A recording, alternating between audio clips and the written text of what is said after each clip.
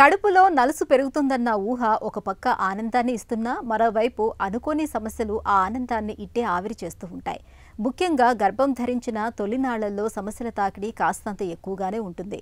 వేవిళ్ల బాధలు బాగా వేధిస్తూ ఉంటాయి. ఏం తిన్నా సహించదు. బలవంతంగా తింటే వాంతైపోతూ ఉంటుంది. వేవిళ్ల బాధలకు తోడుగా కొంతమందికి తరచుగా రక్తస్రావం కనిపిస్తూ ఉంటుంది. దీంతో అది అబార్షన్ తాలూకు సంకేతమేమోనని ఆందోళన చెందుతూ ఉంటారు.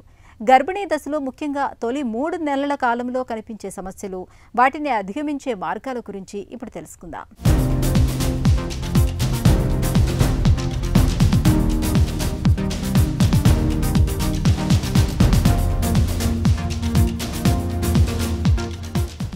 మాతృత్వం ఒక తీయని వరం, మధురానుభూతుల సమ్మిళితం. మొత్తంగా అమ్మదనం, నవమాసాల కమ్మదనం. పెళ్ళైన ప్రతి స్త్రీ సాధ్యమైనంత త్వరగా తల్లి కావాలని ఆరాటపడుతుంది. మాతృత్వపు అనుభూతుల్ని ఆస్వాదించాలని కోరుకుంటుంది. ఇక ఇంట్లో వాళ్ళు కూడా వారసుల కోసం ఎప్పుడెప్పుడా అని ఎదురు చూస్తూ ఉంటారు. ఇంట్లో కోడలో కూతురో నెల తప్పిందంటే ఇక ఇంటిలిపాది సంబరాల్లో మునిగిపోతారు. మరి నెల తప్పగానే అంతా అయిపోయిందా అంటే ఎంత మాత్రం కాదు. 9 నెలల ప్రయాణంలో కాబోయే అమ్మకు, పుట్టబోయే బిడ్డకు రకరకాల చిక్కులు ఎదురవుతూ ఉంటాయి. వాటన్నిటినీ తట్టుకుని ముందుకు సాగాలి.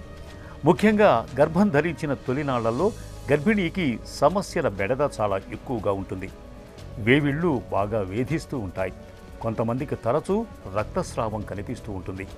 దీంతో చాలామంది అబార్షన్ ఏమో అన్నంతగా ఆందోళనకు గురవుతూ ఉంటారు. ఫస్ట్ ట్రైమిస్టర్ అంటే మొదటి 12 వీక్స్. ఈ మొదటి 12 వీక్స్ అన్నది చాలా చాలా ఇంపార్టెంట్. ఎందుకంటే దిస్ ఈజ్ ద టైం బేబీకి ఆర్గన్స్ డెవలప్ అయ్యే టైం కాబట్టి ఈ టైంలో మెదడు, హార్ట్, రక్తనాళాలు, స్టమక్ అన్ని బేబీకి అన్ని ఆర్గన్స్ ఈ మొదటి 3-4 మంత్స్లో ఫామ్ అవుతుంది. కాబట్టి ఇది వెరీ ప్రీషియస్ టైం బేబీకి. ఈ ఫస్ట్ 3-4 మంత్స్ చాలా కేర్ఫుల్గా చాలా జాగ్రత్తలు తీసుకోవాల్సినవి ఉంటాయి. ఈ ఫస్ట్ 3-4 మంత్స్ ఎండింగ్కి, ఈ ఫస్ట్ ట్రైమిస్టర్ ఎండింగ్కి బేబీ ఒక 3 ఇంచెస్ ఉంటుంది. And we can see babies brain development, spine development, heart, stomach, kidneys, urinary bladder ఇవన్నీ మనకి ఈ ఫస్ట్ ట్రైమిస్టర్లోనే ఆర్గన్స్ ఫామ్ అవుతాయి. అండ్ ఈ టైంలో సెల్ డివిజన్ జరుగుతుంది.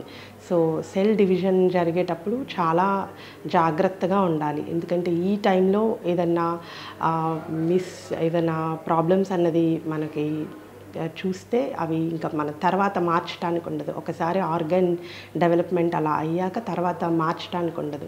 ఈ ఫస్ట్ 12 వీక్స్ మనం చాలా కేర్ఫుల్గా చాలా జాగ్రత్తలు తీసుకోవాల్సి ఉంటుంది. ఫస్ట్ ట్రైమిస్టర్ టైంలో మనం రుబెల్లా, టార్చ్ అట్లాంటి వాటికి ఏదన్నా ఇన్ఫెక్షన్స్కి ఎక్స్పోజ్ అయితే అవి మనకి బేబీ మీద చాలా ఇంపాక్ట్ ఉంటుంది.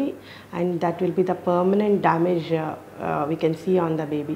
అదే కాకుండా కొన్ని రకాల మెడికేషన్స్ అన్నది ప్రెగ్నెన్సీలో ఈ పర్టికులర్గా ఈ ఫస్ట్ ట్రైమిస్టర్లో మనం యూస్ చేయకూడదు. అందుకే మనం ఏదైనా చిన్న ప్రాబ్లమ్స్ లైక్ ఫీవర్స్, కాఫ్, ఏమైనా ఇష్యూస్తో ఫిజిషియన్ దగ్గరికి వెళ్ళినప్పుడు కూడా they keep asking every time LMP ఎప్పుడు, ఎల్ఎంపీ అంటే లాస్ట్ మెన్స్ట్రల్ పీరియడ్, దాని గురించి పదే పదే అడుగుతారు. ఎందుకంటే మనకి ఎర్లీ ప్రెగ్నెన్సీ ఒక్కొక్కసారి మిస్ అయ్యే అవకాశాలు ఉన్నాయి. ఆ టైంలో వితౌట్ అవర్ నాలెడ్జ్ మనం ఎక్స్రేకి ఎక్స్పోజ్ అవ్వటము ఇట్లాంటి ఇష్యూస్ కూడా చాలా చూస్తాము. అందుకని ఫస్ట్ ట్రైమిస్టర్లో మనం ఏదైనా మెడికేషన్ వాడినా exposing to this x-rays and all ఇవన్నీ should be very cautious and very careful. వేవిళ్ళు గర్భిణీల్లో చాలామందికి ఈ బెడద చాలా ఎక్కువగా ఉంటుంది. తొలిసారి గర్భం ధరించిన వాళ్లలో వేవిళ్ల బాధలు మరీ తీవ్రంగా ఉంటాయి. ఏమి తిన్నా ఇట్టే వాంతి అయిపోతూ ఉంటుంది. ద్రవాహారాలు తీసుకున్నా సహించదు. దీంతో ఏదైనా తినాలంటేనే భయపడిపోతూ ఉంటారు. ఇలాంటప్పుడు పోషకాహారాలేమి మూలంగా నీరసించి బరువు తగ్గే ప్రమాదం ఉంటుంది. ఇప్పటికే రక్తహీనత ఉన్నట్లయితే అది గర్భిణీ దశలో మరింత తీవ్రమయ్యే ప్రమాదం ఉంటుంది.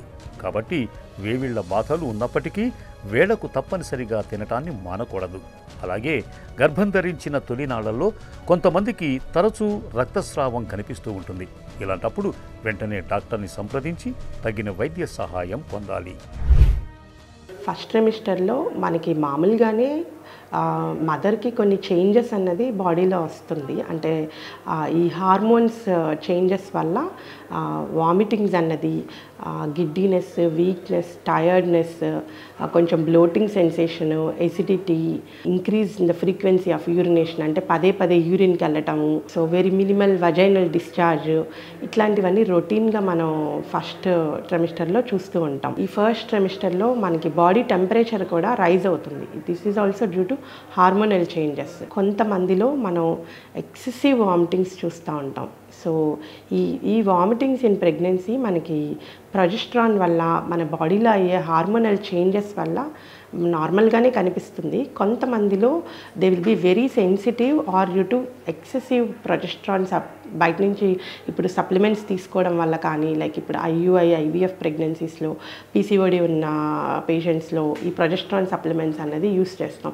దీనివల్ల ఇంకా వామిటింగ్స్ ఎక్సెసివ్గా కనిపించడం అన్నది ఇవన్నీ నార్మల్. సో దీనికి మనం మీ కన్సల్టెంట్ డాక్టర్ని కన్సల్ట్ చేసి you can use the required medication. And దీని గురించి ఎక్కువ వరి అవ్వాల్సిన అవసరం లేదు.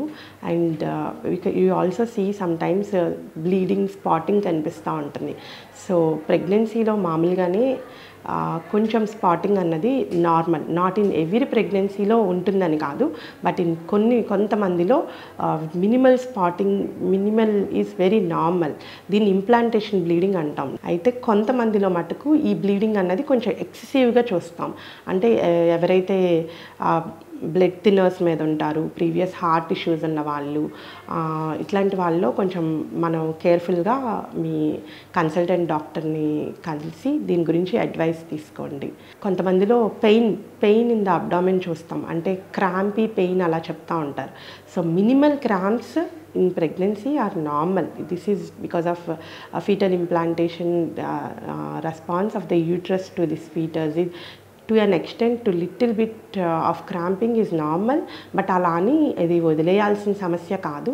You have to definitely consult your doctor and express your problems and take the appropriate advice. Already piles ఉన్న వాళ్ళలో, హెమరాయిడ్స్ ఉన్న వాళ్ళలో ఈ ప్రెగ్నెన్సీ టైంలో అవి ఇంకా ఎక్కువ అవ్వటం, బ్లీడ్ అవ్వటం, ఇట్లాంటివన్నీ చూస్తూ ఉంటాం. ఇవన్నీ కూడా మనకి ఈ ప్రొజెస్ట్రాన్ వల్ల ఈ సమస్యలన్నీ ఇంకా ఎక్కువ అవుతూ ఉంటాయి.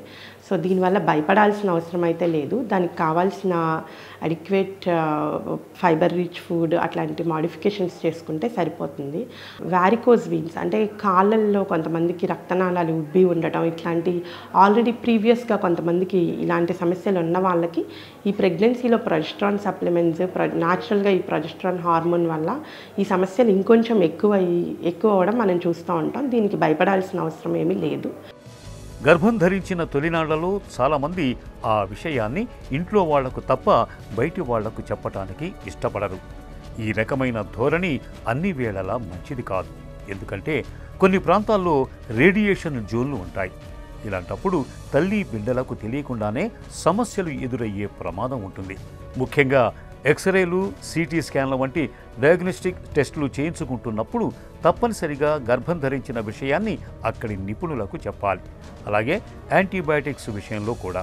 ఎందుకంటే కొన్ని రకాల యాంటీబయాటిక్ మందులు గర్భిణీకి, లోపల పెరిగే బిడ్డకు హాని చేసే ప్రమాదం ఉంటుంది. గర్భిణీ దశలో చాలా సేఫ్గా ఉండే యాంటీబయాటిక్ మందుల్ని, అది కూడా తప్పనిసరి అయినప్పుడు మాత్రమే డాక్టర్ సలహా మేరకు వాడాలి. చిన్న చిన్న ఇన్ఫెక్షన్లకు సొంతంగా మందులు వాడటం ఎంతమాత్రం వద్దు. వామిటింగ్స్ ఇన్ ప్రెగ్నెన్సీ అన్నది చాలా కామన్. మనకి యాజ్ ఐ సెడ్ ప్రీవియస్లీ, మనకి ప్రొజెస్ట్రాన్ సప్లిమెంట్ వల్ల ప్రెగ్నెన్సీలో వామిటింగ్స్ అనేది చూస్తూ ఉంటాం. కాకపోతే కొంతమందిలో ఈ వామిటింగ్స్ అనేది చాలా ఎక్సెసివ్గా, like 10 to 12 vomitings per day. And అసలు ఆహారం అనేది కొంచెం తీసుకున్నా వెంటనే బయటకు వచ్చేస్తుంది, అసలు ఏమీ తినలేకపోతున్నాం, వాటర్ కూడా తాగలేకపోతున్నాము, ఇలా చాలా ఎక్సెసివ్గా చెప్తారు. దీన్ని హైపరెమిసిస్ గ్రావిడారం అంటారు. అంటే ఇది ప్రెగ్నెన్సీలో వచ్చే ఎక్సెసివ్ వామిటింగ్ కండిషన్. ఇది మనకి యాజ్ ఐ సెడ్ ప్రొజెస్ట్రాన్ వల్ల main cause of this is progesterone. అయితే మనం కొంతమందిలో ఎక్సెసివ్గా బయట నుంచి, ఇప్పుడు IVF ప్రెగ్నెన్సీస్లో మనం ఎక్సెసివ్ సప్లిమెంట్స్ బయట నుంచి సప్లై చేయాల్సి వస్తుంది. సో దీనివల్ల మనకి ఇట్లాంటి ఎక్సెసివ్ వామిటింగ్స్ ఇట్లాంటివన్నీ చూస్తూ ఉంటాం. సో వీళ్ళకి మనం కంగారు పడాల్సిన అవసరం ఏం లేదు.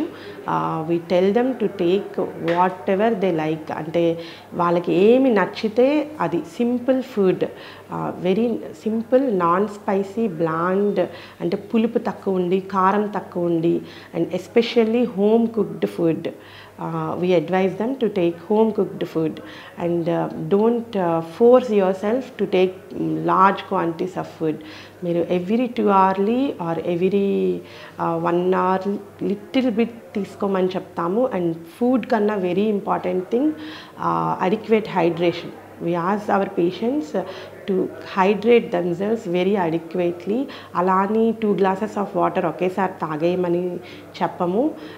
సిప్స్ ఆఫ్ ఫ్లూయిడ్స్, అంటే ఇఫ్ యూ ఫీల్ ఎక్సెసివ్ వామిటింగ్గా అనిపిస్తున్నప్పుడు టేక్ సిప్స్ ఆఫ్ ఫ్లూయిడ్స్. కంటిన్యూస్గా ఒక బాటిల్ పెట్టుకొని కొంచెం సిప్స్ ఆఫ్ ఫ్లూయిడ్స్ తీసుకోమని చెప్తా ఉంటాం. సో ఐ డోంట్ సే అసలు కంప్లీట్గా ఆహారం తీసుకోవద్దు, నో టు ద స్టమక్ అని చెప్పము. But definitely you try to maintain hydration thoroughly.